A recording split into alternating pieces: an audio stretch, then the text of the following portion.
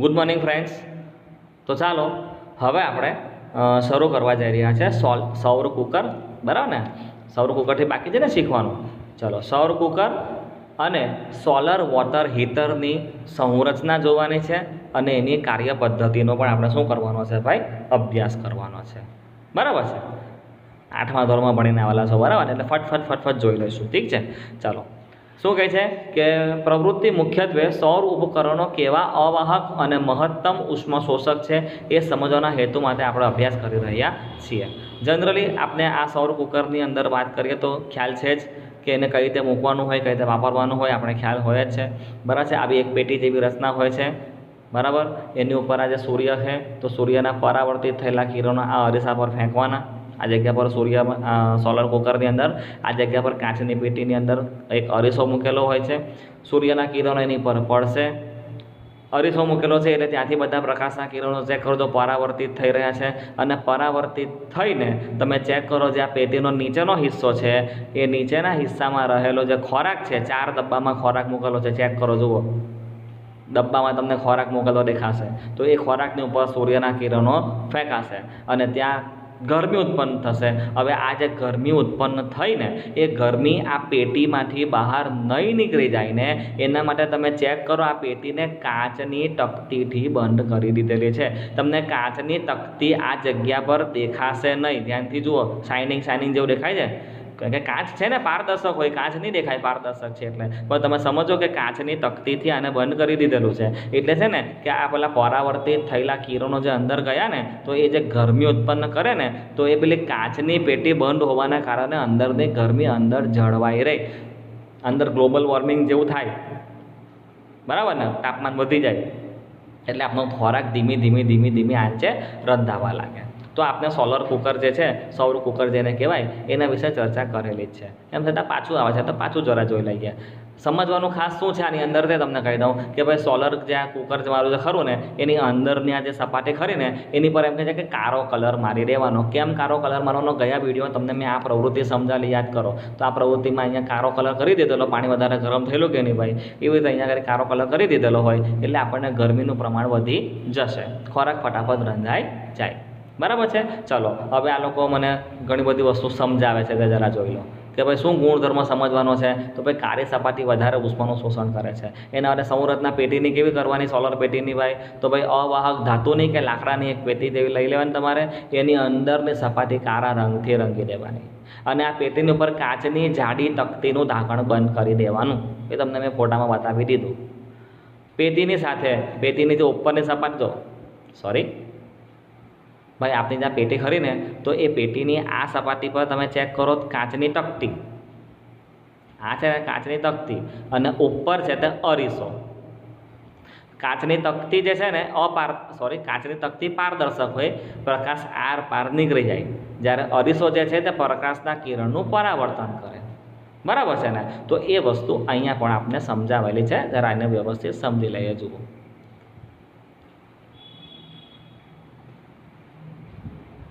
જોઈએ શું કીધું છે કે આપણી જે પેટી ખરી ને એ પેટીની ઉપર કાચની જાડી તકતીનું ઢાંકણ હોય છે. તમને હમણાં મેં પાછું ફોટામાં બતાવી દીધું, બરાબર ને?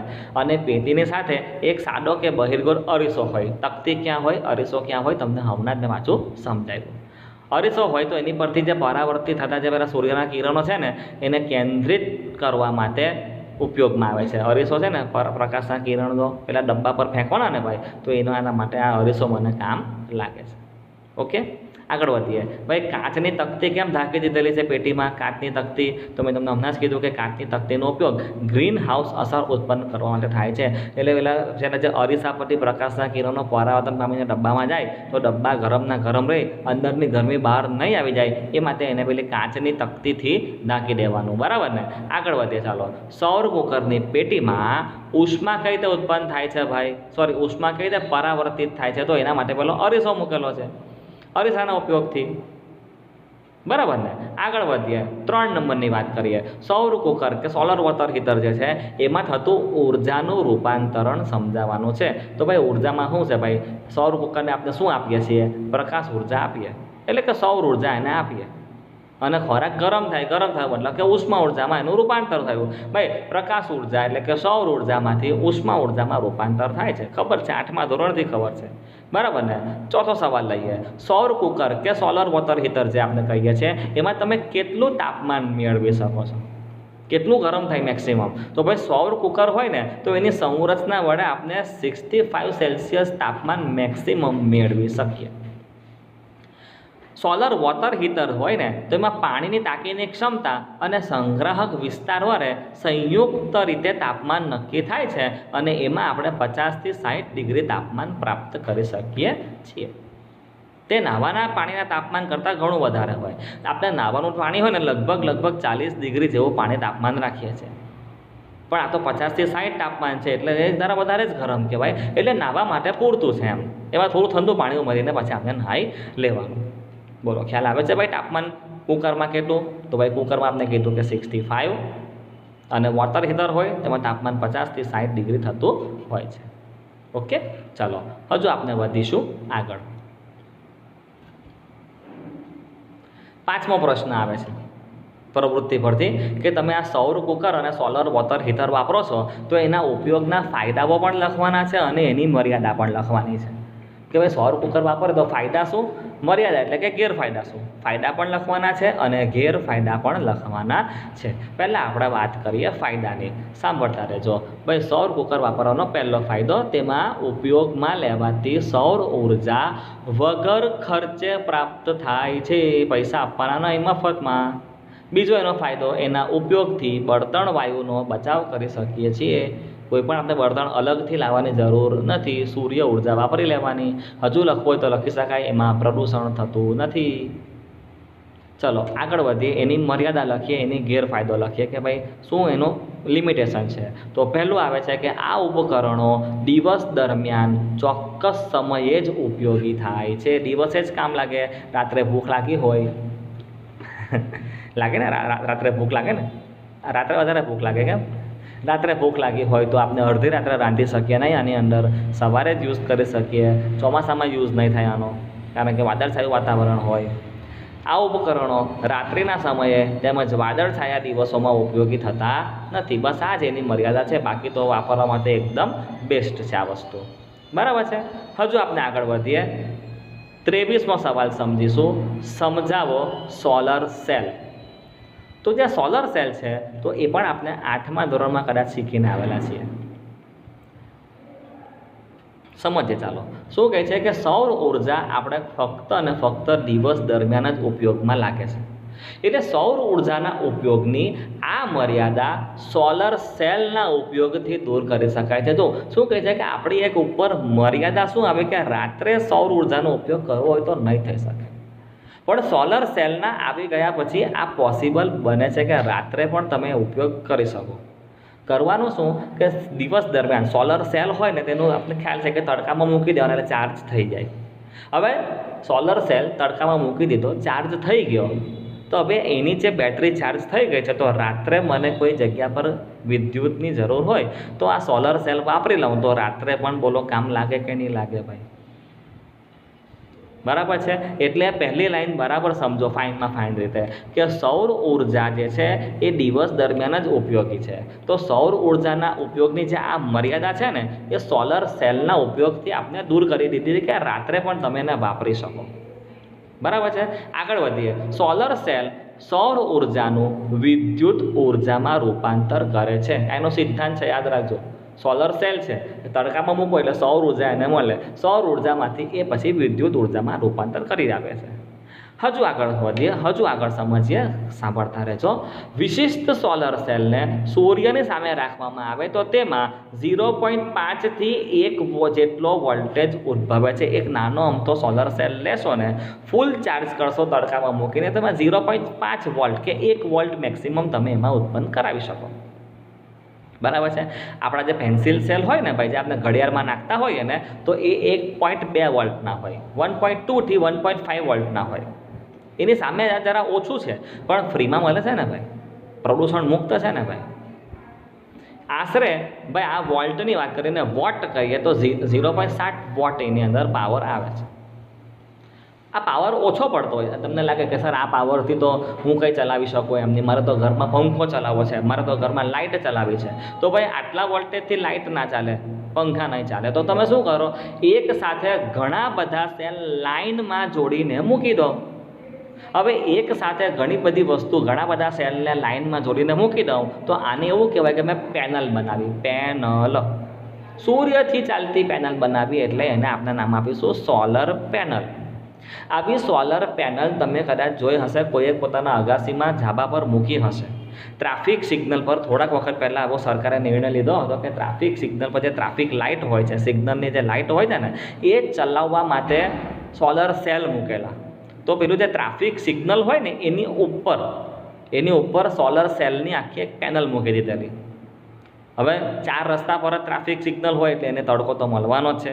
તડકો મળશે તો સવારે ને રાત્રે બંને લાઇટ તમારે ચલાવવી હોય તો સોલર સેલની સાથે બેટરી મૂકી દેવાની એક, એટલે આખા દિવસ દરમિયાન ચાર્જિંગ પણ ચાલુ રહે બેટરીનો. સૂર્ય અસ્ત થઈ જાય ત્યાર પછી બેટરીમાંથી તમે ઇલેક્ટ્રિસિટી એટલે કે વિદ્યુત યુઝ કરીને તમે રાત્રે પણ ટ્રાફિક સિગ્નલની લાઇટ ચલાવી શકો. આવી ગોઠવણીને સોલર પેનલ કહેવાય.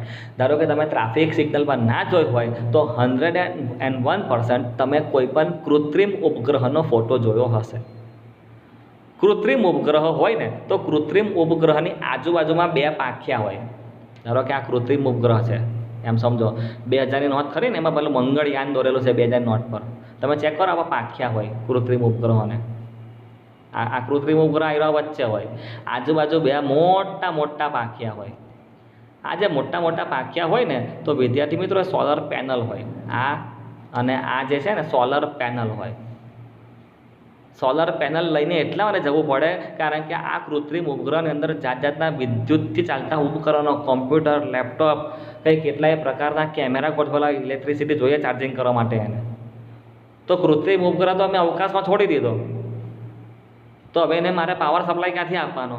તો કશેથી આપવાની જરૂર નથી. આજુ અને બાજુમાં 2 પાંખિયા જોડી દો સોલર પેનલ બનાવીને અને જવા દો. આ હું બોલી ગયો ને તમે સમજી લીધું. એટલું સહેલું કામ બનાવવાનું નથી ભાઈ, બનાવવાનું કામ ઘણું અઘરું છે. એની પાછળ ખર્ચો દુનિયાભરનો છે.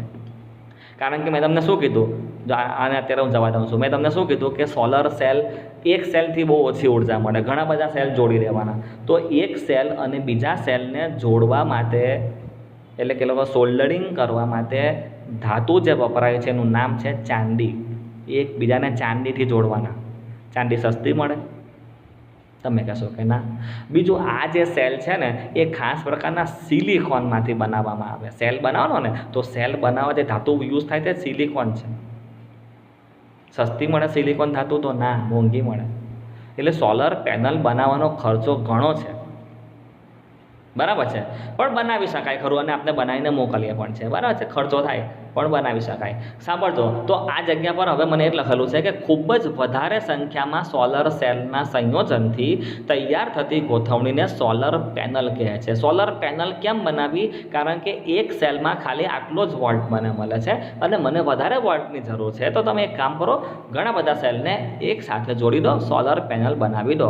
એ વ્યવહારિક ઉપયોગ માટે જરૂરી વિદ્યુત ઉર્જા પૂરી પાડે છે. પછી મારા ઘરમાં જે વ્યવહારિક જે લાઇટ, પંખા, ટીવી, ફ્રીજ ચલાવવાનું હોય તો ભાઈ તમે સોલર પેનલ ગોઠવેલી હોય તો તમે પછી બનાવી શકો.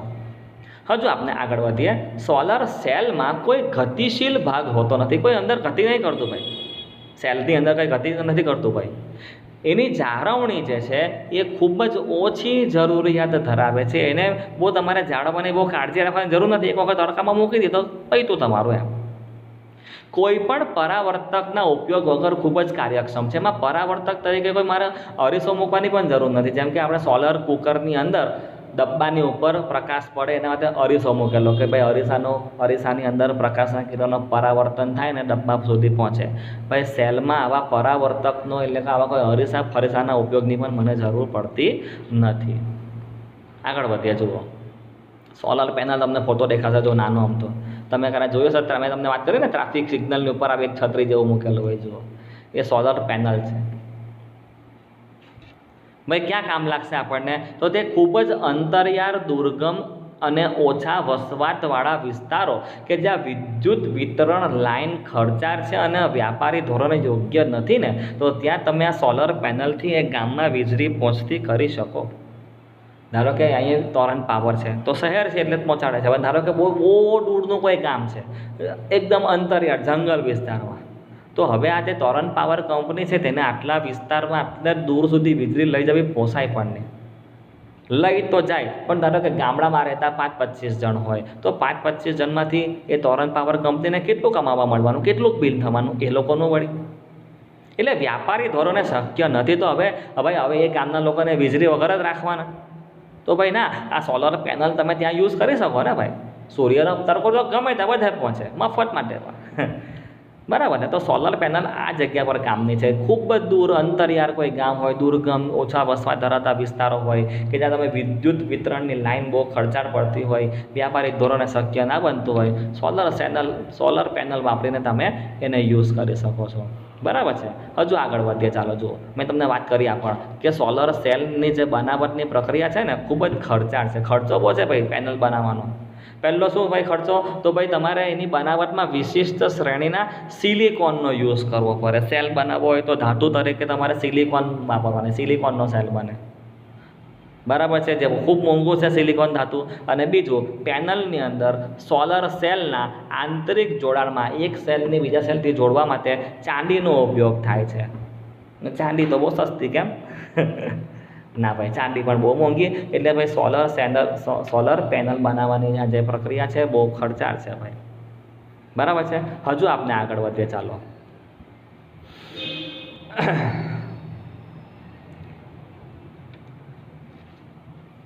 ભાઈ, આ સોલર જે સેલ છે ને એનો ઉપયોગ ક્યાં થાય છે તે જરા સમજવાનો છે. બરોબર, આમ તેમ થઈ જાય છે જુઓ. બરાબર ને.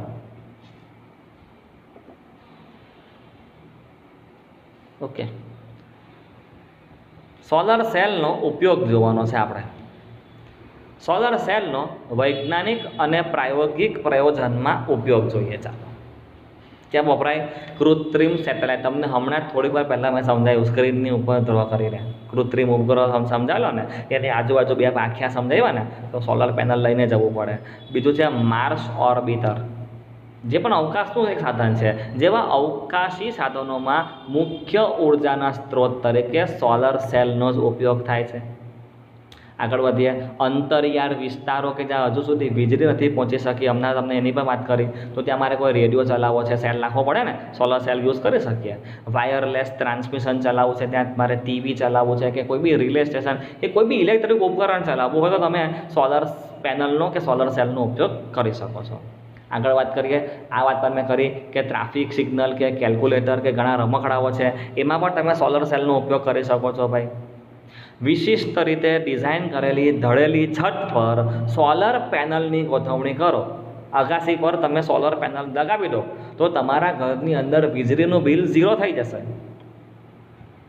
વધારેમાં વધારે સૂર્ય ઉર્જા એની પર પાડો સોલર પેનલની ઉપર અને વધારે વીજળી ઉત્પન્ન કરો, તો તમારે શું છે કે આ તોરણ પાવરના જે દર મહિને બિલ ભરવાના થાય છે એમાંથી પણ મુક્તિ મળી જાય. કેટલું સારું કહેવાય. બરાબર કે નહીં? પણ ભાઈ તમને કીધું કે સોલર પેનલ લગાવવાનો ખર્ચો બહુ છે. હા ભાઈ, એ સાચવવાનો. ચાલો આગળ વધીએ છીએ. 24મો પ્રશ્ન લઈએ છીએ. ભરતી ઉર્જા સમજાવવાની છે. ટૂંકમાં સમજાવવાનું છે. જો ભરતી ઉર્જા સમજાવવાની છે, તરંગ ઉર્જા સમજાવવાની છે અને પછી સમુદ્ર તાપીય ઉર્જા સમજાવવાની છે. ધીમે ધીમે બધું સમજીએ. સૌથી પહેલાં આપણે લઈએ ભરતી ઉર્જા. ભરતી ક્યાં આવે તો તમે તરત કહેશો કે દરિયામાં ભરતી અને ઓટ આવે. આવે કે નહીં આવે ભાઈ? દરિયામાં નાવા ગયા કે નહીં? તિથલ, ડુમસ, દાંડી, ગોવા ક્યારે ને ક્યારે ગયા હશો, બરાબર ને? તો આપણે સમુદ્રના પાણીમાં ભરતી આવે એવું જોયું છે. તો ભરતી આવવાનું કારણ શું છે તમને ખ્યાલ છે ખરું? ભરતી આવવાનું મુખ્ય કારણ, મેઇન રિસ્પોન્સિબલ પર્સનની વાત કરીએ તો એ ચંદ્ર છે, મૂન, ચાંદો. આપણે 9મા ધોરણમાં ગુરુત્વાકર્ષણ ભણેલા. 9મા ધોરણમાં ગુરુત્વાકર્ષણ ચેપ્ટરમાં એવું ભણેલા કે વિશ્વના દરેક પદાર્થને ગુરુત્વાકર્ષણ બળ હોય છે. વિશ્વનો દરેક પદાર્થ બીજા પદાર્થને પોતાની તરફ ખેંચે છે. થાય શું કે પૃથ્વી આ જેની આપણે રહીએ છીએ પૃથ્વી અને ચંદ્ર. તો ઘણી વખત શું થાય છે કે ચંદ્ર એનો આકાર રોજે રોજ બદલાતો રહેતો હોય, બરાબર. પૂનમમાં થાળી જેવો ગોળ દેખાય, અમાસે દેખાય નહીં. તો પૂનમમાં ચંદ્ર એકદમ ગોળ દેખાવાનું કારણ છે કે પૃથ્વીથી જરા વધારે નજીક આવી ગયો હોય છે, એકદમ આપણે સામે આવી ગયેલો હોય. હવે સમજો કે ચંદ્ર પણ એક ચુંબક જ છે, ગુરુત્વાકર્ષણના નિયમ પ્રમાણે એ પૃથ્વી પરની વસ્તુઓને ખેંચી રહ્યો છે, પણ આપણે ખેંચાઈને ચાલ્યા જતા નથી ચંદ્ર પર. પણ થાય છે શું કે એને ખેંચાણ બળ તો છે, તો એનું ખેંચાણ બળ પૂનમના દિવસે, પૂનમની રાત્રે પૃથ્વીની એકદમ નજીક આવી ગયેલો હોવાથી એના ખેંચાણ બળથી જે સમુદ્રમાં રહેલું જે પાણી ખરું ને, એ પાણી ખેંચાઈને ચંદ્ર તરફ જવાની કોશિશ કરે. પાણી ચંદ્ર ખેંચી ઉપર બોલાવી રહેલો છે. જો ચંદ્ર પૃથ્વીના પાણીને ખેંચીને લઈ જવાની કોશિશ કરે, ખેંચીને સમુદ્રમાંથી પાણીને બહાર કાઢવાની કોશિશ કરે ને, તો ભાઈ પૃથ્વીને પણ તો ગુરુત્વાકર્ષણ બળ હોય કે નહીં ભાઈ? પૃથ્વી જવા રહે એને. જેવું પેલું પાણી થોડુંક ઉપર ચડે એટલે પૃથ્વીને કહે ચલે કાં ચાલ્યું ભાઈ બેસ નીચે. પૃથ્વીને પણ પોતાનું ગુરુત્વાકર્ષણ બળ છે, એ પણ તો પાણીને આકર્ષે છે, ખેંચી રહે છે. એટલે પાણી ચંદ્ર સુધી તો પહોંચતું નથી, પણ મોટા મોજાઓ આવે ખરે, ભરતી આવે ખરી પૂનમ પર. પૂનમ પછી પડવા આવે, એકમ જેને કહેવાય. તો ત્યાં ચંદ્ર થોડોક દૂર થઈ ગયેલો હોય એટલે ભરતીમાં પૂનમની જે ભરતી ખરી એના કરતાં પડવાની ભરતીમાં થોડોક ફરક પડે. પછી બીજ આવે, ત્રીજ આવે, ચોથ આવે, જેમ અમાસ સુધી જાઓ તેમ ભરતી ઓછી અને અમાસના દિવસે તો ભરતી આવે જ નહીં. આપને એવું ખબર છે, બરાબર ને? તો ભરતી ઓછ કેમ આવે છે તમને મેં સમજાવ્યું. હવે ભરતી હોય એટલે પેલું દરિયાનું પાણી ફટાફટ ફોર્સથી બહાર આવે ને, ફપડે ને અથડાય, સમુદ્રના કિનારે આવીને અથડાય. તો આપણે એક કામ કરી શકીએ કે જ્યાં ભરતી બહુ જોરમાં આવતી હોય કિનારા સુધી, તો ત્યાં આપણે એક કામ કરો, ટર્બાઇન મૂકી દઈએ. તો ટર્બાઇન એટલે કે પેલું પાંખિયાવાળું ચક્ર, કે પેલું સમુદ્રનું પાણી જોરદાર આવે ને પેલા પાંખિયાને અથડાય એટલે પાંખિયું ગોલ ગોલ ફરે, એને ટર્બાઇન કહેવાય. પાંખિયા ગોલ ફરે. તમે નાનપણમાં 8મા ધોરણમાં શીખ્યા છો કે પાણીની મદદથી ટર્બાઇન ફેરવી શકાય.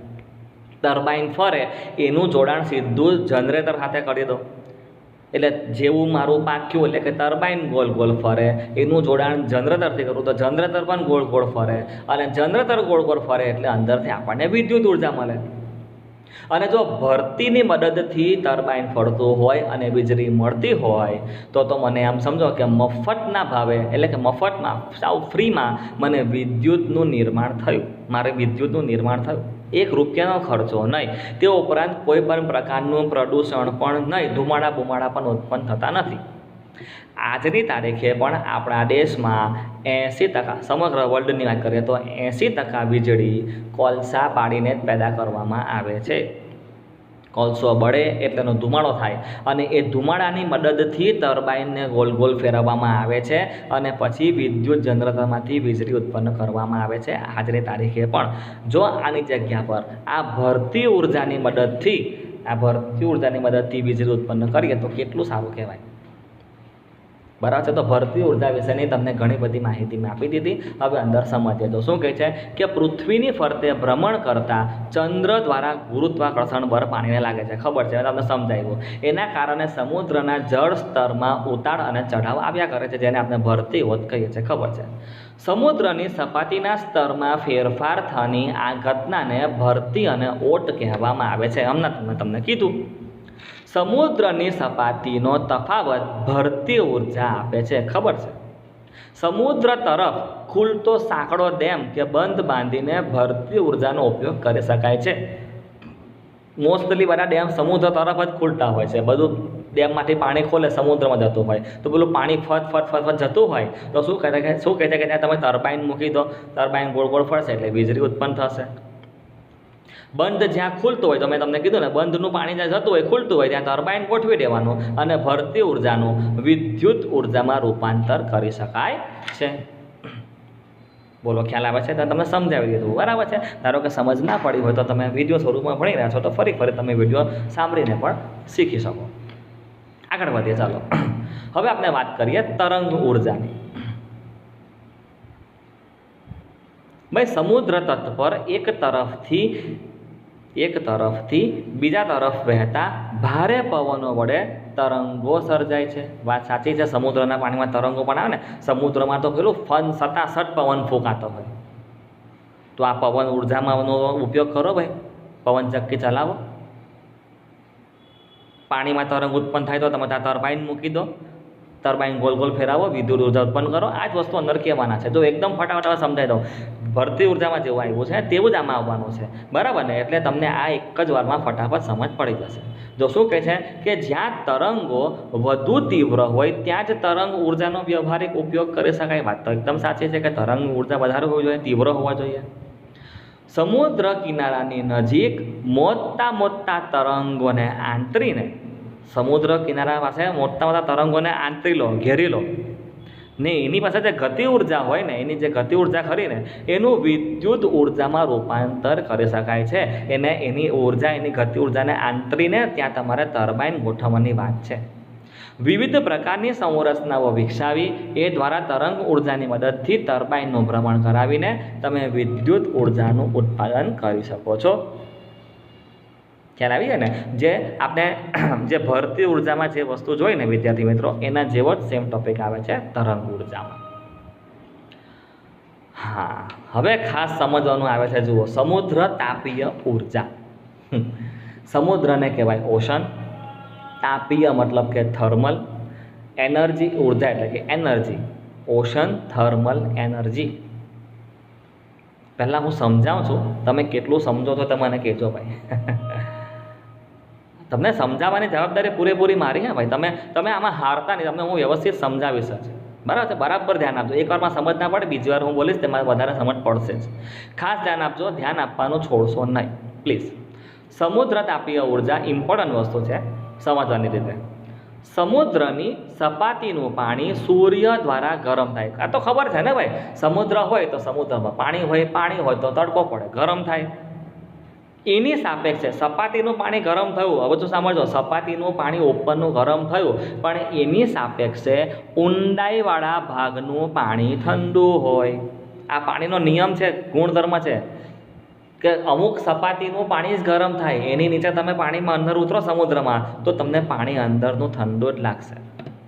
હજુ તમને સમજાવું, સાંભળજો. અમુક વખત જે ઠંડા પ્રદેશોની જે નદી હોય ને, તો એ નદીઓ શિયાળામાં થીજી જાય, બરફ થઈ જાય. તો ભાઈ નદીમાં માછલી રહેતી હોય તે મરી જાય? તો ભાઈ ના, નહીં મરે.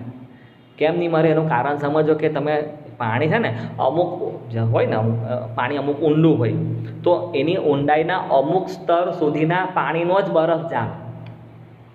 એ બરફ જામી ગયો ને પાક્કો, પછી તમે એની નીચે ઉતરો ને તો એ પાણી તો જે નોર્મલ ઠંડુ હોય એવું જ હોય, ખાલી ઉપરનું પાણી ઠંડુ થઈ જાય, બરફ બની જાય, નીચેનું પાણી નોર્મલ જ રહે. એવી રીતે ગરમીની વાત કરીએ તો ગરમ પાણી પણ સમુદ્રની સપાટીના અમુક વિસ્તાર સુધી, અમુક ઊંડાઈ સુધી જ ગરમ રહે, અમુક ઊંડાઈ સુધી જ ગરમ રહે. પછી એ ઊંડાઈની તમે નીચે ઉતરો તો પાણી ઠંડુ જ મળે પાછું. પાણીનો આ બહુ ખતરનાક વિશિષ્ટ ગુણધર્મ છે. તો આવો ગુણધર્મ છે તો માછલીઓને અને પાણીમાં રહેનારા સજીવોને સારું પડે ભાઈ, નહીં તો મરી જાય. બરાબર છે, તમે આ વસ્તુ સમજી લીધું. હવે જુઓ શું કહે છે, સમુદ્ર તાપીય ઉર્જાનો કઈ તો ઉપયોગ કરવાનો સમજજો ભાઈ. ભલે સમજ ના પડે પણ સમજવાની કોશિશ કરજો, હું તમને પૂરેપૂરું સમજાવીશ. બરાબર છે. સપાટીના પાણી, સપાટી પર રહેલું પાણી ગરમ અને ઊંડાણના પાણીના તાપમાનમાં તફાવત આવ્યો. સાચી વાત છે નહીં? ઉપરનું પાણી ગરમ થઈ ગયું. કેટલું ગરમ થઈ ગયું? લગભગ તાપમાન છે ને, આવો તડકો પડતો હોય ને તો 30 સેલ્સિયસ જેટલું થઈ જાય, 30 ડિગ્રી સેલ્સિયસ તાપમાન થઈ જાય સપાટીનું. જ્યારે નીચેનું પાણીનું તાપમાન ઠંડુ ને ઠંડુ થઈ, લગભગ સમજો કે 10 સેલ્સિયસ તો તાપમાન રહે નીચેનું તાપમાન. તો ઉપર પાણીનું તાપમાન 30, નીચે 10, કેટલાનો ફરક પડ્યો? 20 સેલ્સિયસનો તફાવત પડ્યો. ઉપરના અને નીચેના પાણીના તાપમાનમાં 20 સેલ્સિયસ ડિગ્રીનો તફાવત આવ્યો. તો ખાસ સાંભળજો, ફરીથી હું બોલું છું કે સપાટીનું પાણી અને ઊંડાણનું પાણી એના તાપમાનના તફાવતનો આપણે સમુદ્ર તાપીય ઉર્જા રૂપાંતરણ પ્લાન્ટમાં ઉપયોગ કરીને ઉર્જા મેળવવામાં ઉપયોગ કરી શકીએ છીએ. ઉપરનું તાપમાન, નીચેનું તાપમાન અલગ અલગ છે ને, તો આ તફાવતનો આપણે ઉપયોગ કરવાનો છે અને આપણે સમુદ્ર તાપીય ઉર્જા મેળવવાની છે. કેવી રીતે? હજુ ફાઇન સમજજો. જો સપાટી પર રહેલા પાણી, સપાટીનું પાણી એટલે ઉપરનું પાણી, અને 2 કિલોમીટર નીચેનું પાણી, સમુદ્ર છે એટલે બહુ ઊંડો હોય, 2 કિલોમીટર સમુદ્રમાં અંદર જાઓ આ અંદરના પાણીના તાપમાનમાં 20 સેલ્સિયસનો તફાવત 20 સેલ્સિયસ કે 20 કરતાં વધારે હોય તો પણ ચાલે. હમણાં જ મેં કીધું કે ઉનાળામાં આવું થઈ જાય. ઉપરના તાપમાન 30 સેલ્સિયસ, નીચેનું તાપમાન 10 સેલ્સિયસ. નીચેનું એટલે કે 2 કિલોમીટર નીચે જવું પડે, 2 કિલોમીટર નીચે જવું પડે, ત્યારે તાપમાનનો તફાવત તમારો 20 ડિગ્રી સેલ્સિયસનો થાય.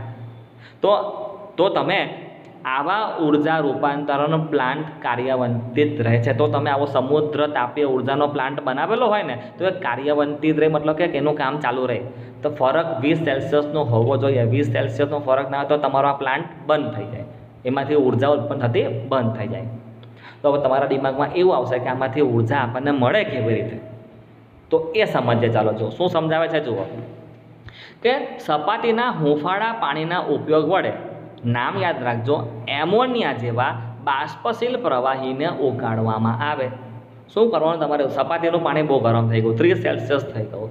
હવે આ જે 30 સેલ્સિયસ તાપમાન છે ને, તો એમાં પાણીની તો વરાળ નહીં બને, પણ એમાં આ એમોનિયા જેવો કોઈ પદાર્થ હોય ને, તો એમોનિયા જેવા પદાર્થ જે બાષ્પશીલ છે, ફટાફટ એનું બાષ્પ બની જાય. જેમ કે પેટ્રોલ જોજો, પેટ્રોલ તમે હવામાં ખુલ્લું રાખો ને, બાષ્પ બનીને ઉડી જાય. એવું જ આ એક પદાર્થ છે એમોનિયા.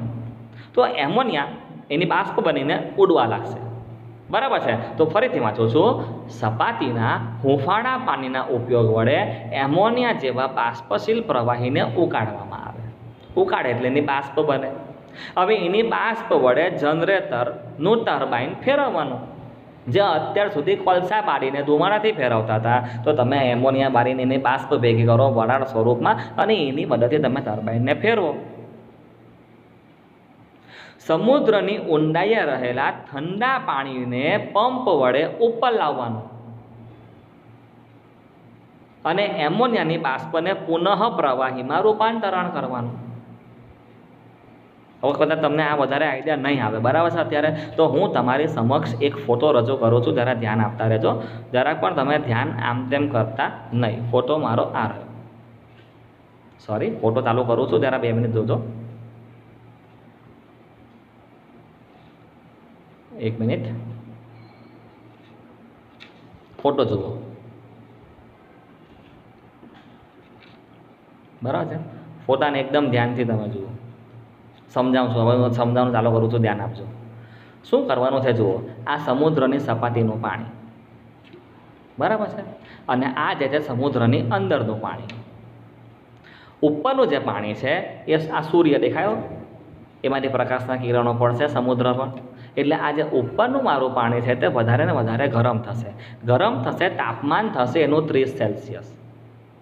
પણ મેં તમને શું કીધું કે જે નીચેનું પાણીનું તાપમાન જે છે, જે પાણી નીચે છે ને, એ તો ઠંડુ ને ઠંડુ જ રહેવાનું. ઉપરનું તાપમાન થશે, સોરી, ઉપરનું તાપમાન થશે 30 સેલ્સિયસ, નીચેનું તાપમાન રહેશે 10 સેલ્સિયસ. તો તમે ચેક કરો કે 20નો ફરક પડ્યો. નીચે એટલે કેટલું નીચે? તો ભાઈ તમારે 2 કિલોમીટર જેટલું નીચે. કેટલું નીચે ભાઈ? 2 કિલોમીટર. આ તાપમાન, આ નીચે કેટલું જવાનું તમારે? 2 કિલોમીટર જેટલું નીચે જવાનું. ખ્યાલ આવે છે? ચાલો જુઓ, હવે ફરીથી સમજીએ. તાપમાન આવ્યું, સૂર્યના પ્રકાશના કિરણ પડ્યા, ઉપરનું પાણી ગરમ થઈ ગયું. કેટલું તાપમાન આવ્યું? 30 તાપમાન થયું. હજુ સાંભળજો, હવે છે ને કે આ સમુદ્રનું જે પાણી જે ગરમ છે ને, એ તમારે છે ને એક ઇવાપોરેટર લખેલો. જો, એક ઇવાપોરેટર એટલે કે એક પાત્ર છે કે જેમાં એમોનિયાને આપણે બાષ્પ કરવાના છે. આમાં છે ને તમારે પહેલેથી એમોનિયા ભરી દેવાનો. આજે છે ને એમાં પહેલેથી તમારે એમોનિયા ભરી દેવાનો. થશે શું કે જો આ ગરમ પાણી આ છેડા પરથી અંદર જશે. જોયું તમે? આ છેડા પરથી પાણી અંદર ગયું. લગભગ 30, આ લોકો 26 લખો, આપણે 30 મૂકો. ચાલો સાંભળજો, તો 30 ડિગ્રી જેટલું પાણી ગરમ હતું તે અંદર ગયું, અને અંદર પહેલેથી આપણે આમાં એમોનિયા ભરેલો છે. એટલે એમોનિયાને 30 ડિગ્રી તાપમાન મળે એટલે એ તો બાષ્પ બની જશે. બાષ્પ બને એટલે એ તો ઉડવા લાગશે. ઉડવા લાગશે એટલે આ જે મારો પાઇપ છે ને, એમાંથી બાષ્પ આગળ વધશે. આગળ વધતી તમે ચેક કરો, ટર્બાઇનમાં જશે. હવે આજે મારી બાષ્પ ટર્બાઇનની ઉપર અથડાશે, બરાબર છે, એટલે ટર્બાઇનની અંદર પેલા જે પાંખિયાઓ છે એ પાંખિયાઓ ગોળ ફરશે.